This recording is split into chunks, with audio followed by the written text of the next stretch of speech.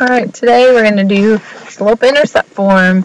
This is considered day 5,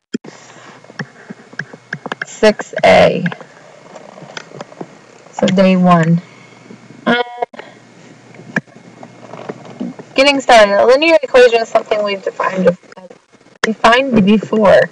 It's a graph of a line. So it's an equation that makes a line. Here's an example of a linear equation. This is something we're going to see that's very standard in this unit. We have what's called the y-intercept, and that's where it crosses the y-axis.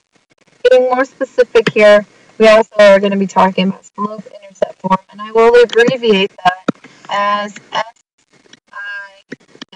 So when you see SIF, remember that's slope-intercept form.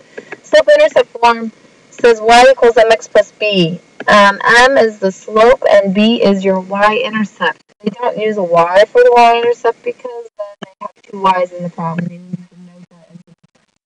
What we're going to do first of all is just go through some quick examples. We're going to identify the slope and the y-intercept, and that's all we're going to do. So we're going to have y equals mx plus b. I'm going to write that every time to get used to seeing it. Here is my slope, so m is 4. Here is my y-intercept. I'll say b is 7. Or you could say y-intercept equals 7. It means the same thing. Moving on to another example. Every time, write y equals mx plus b underneath there. Notice I do that because I have a y equals equation. Also notice how this is supposed to be a plus sign. We can correct that by putting a negative 5 there. So that means my slope is 1/4. It is not 1/4 x. The m is the only part of my slope. The b is negative 5. So my y-intercept is negative 5. Looking on some more examples here, I have y equals mx plus b. Again, I need a plus sign here, so I'll change my sign to plus the opposite. I have m right here in front of the x. The m is negative 2/3. And the b is negative 1. In these next problems, we're going to continue to identify the slope and y-intercept. You should be getting good at this.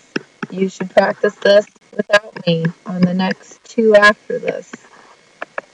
So I have an m right here and a b. Well, how would I denote this m? It says m equals negative. Remember, there's a 1 sitting right there.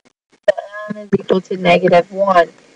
And here, my b is equal to 10. This does lead me to the question, well, what happens if I would have just had x plus 5? What is my slope? There's a 1 sitting right here, so in this problem, my m would have been 1. Next example, I have y equals mx plus b, except there's nothing there for b. So b must be 0, and m must be 5/7.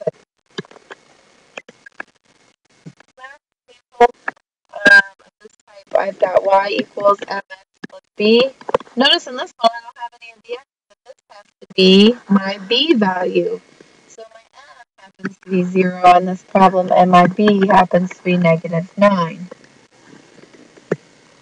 The next thing we're going to practice doing is writing the equation into y equals mx plus b form, and then what we will end up doing is graphing it after the slope and the y-intercept. I will start this on the